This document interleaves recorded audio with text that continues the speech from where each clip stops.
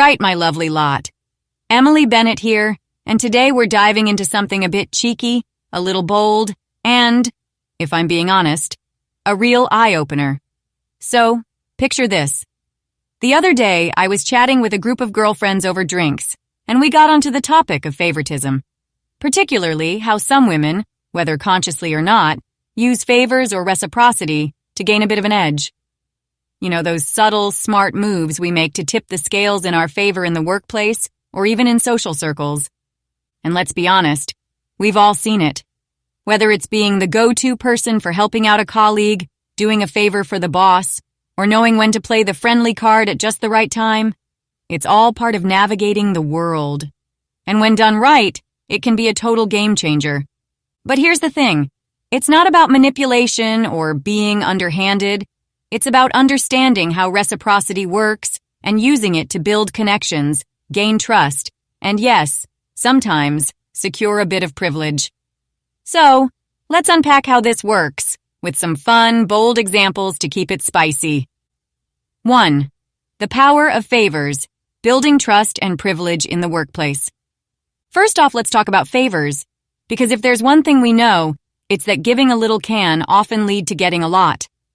This isn't about being transactional or calculated, but rather about understanding the power of reciprocity. When you help someone out, you're planting a seed, and more often than not, that seed grows into opportunity. Let me tell you a little story from my time working in finance. There was this woman, Sarah, sharp, savvy, and always willing to help. She'd stay late to finish projects, offer advice when others were struggling, and always made sure she was seen as a team player. But here's the kicker. She wasn't just being generous for the sake of it. She was strategic. Every favor she did built a sense of reciprocity. People felt like they owed her something. When it came time for promotions, guess who got the nod? Sarah. Not because she was pushing for it, but because she'd built up so much goodwill that it was almost impossible to say no to her. She'd created a network of allies who wanted to see her succeed. The lesson? Favors aren't just nice gestures. They're a way to build trust and create relationships where people want to help you succeed. In a world where connections matter, doing a favor can be the difference between staying where you are and moving up the ladder. 2. Playing the long game, the art of subtle reciprocity. Now, let's get a bit cheekier. Sometimes getting ahead isn't about doing a favor today and expecting something back tomorrow. It's about playing the long game, the art of subtle reciprocity. You're not asking for anything up front, you're building connections that might pay off months or even years down the line. I've seen this firsthand with a friend of mine, we'll call her Jane, who works in media. She's an absolute master at this. Jane's always the first to offer to help out when someone's struggling, whether it's covering for a colleague on holiday or giving a bit of extra time to help her boss with a presentation. But here's the genius. She never asks for anything in return, at least not immediately. But when the time comes, say she needs someone to back her for a project or support her on a tricky decision, she's got a queue of people ready to help. Why? Because she's built up a bank of favors and goodwill, and when she needs to cash in, people are more than happy to repay her. It's sexy, isn't it?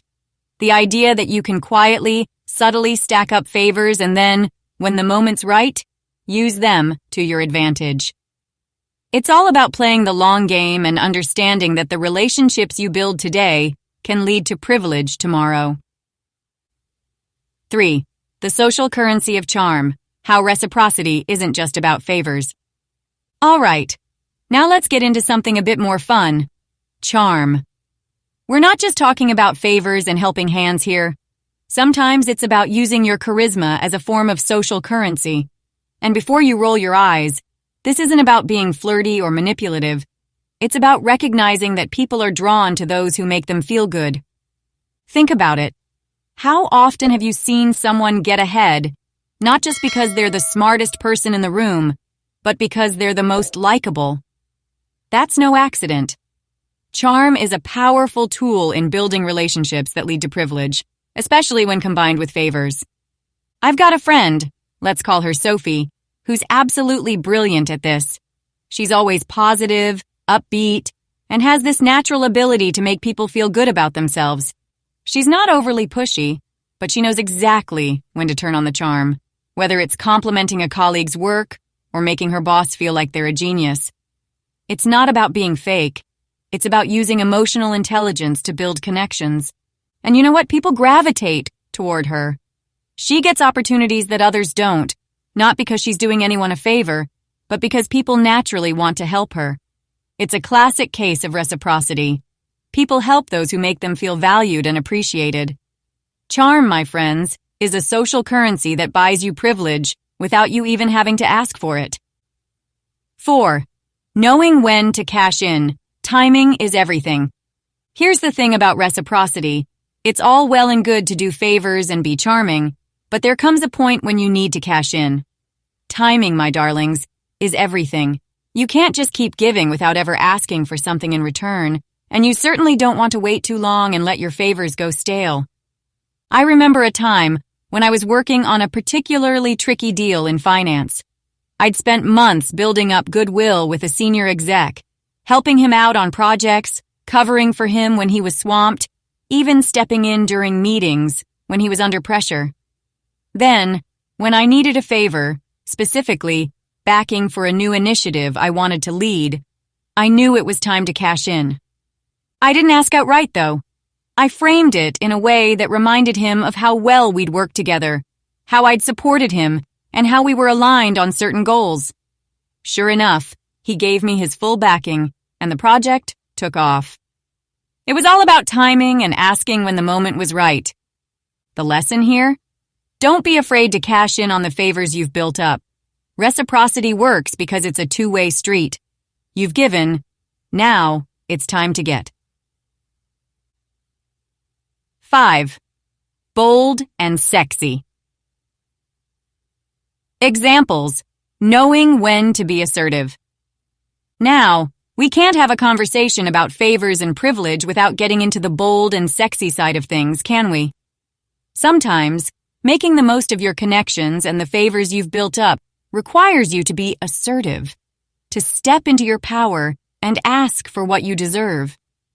I've seen women, and men too, hold back from asking for what they want, even when they've put in the groundwork. They're too worried about coming across as pushy or aggressive. But here's the truth. Confidence is sexy. Knowing your worth and being bold enough to ask for what you've earned is the ultimate power move. Take my friend Jules, for example. She'd spent months managing a high-stakes project, doing all the right things, building relationships, and delivering results. When it came time for promotion, instead of waiting for someone to hand it to her, she marched right into her boss's office and laid it all out. She reminded them of the favors she'd done, the success she'd delivered, and the loyalty she'd shown. And guess what? She got that promotion. Sometimes, you need to put on your big girl pants, be bold, and ask for what you deserve. Confidence and a bit of strategic assertiveness can go a long way in turning favors into real privilege. So, there you have it. The art of favoritism and how women can use favors and reciprocity to gain privilege. Whether it's building trust through favors, playing the long game with subtle reciprocity, using charm as a form of social currency, or knowing when and how to cash in, it's all part of navigating the corporate world, relationships, and life itself. Let me know in the comments, have you ever used reciprocity to your advantage? And don't forget to subscribe for more cheeky tips on how to navigate life, business, and everything in between. Cheers for watching, and remember, you've got the power to play the game and win.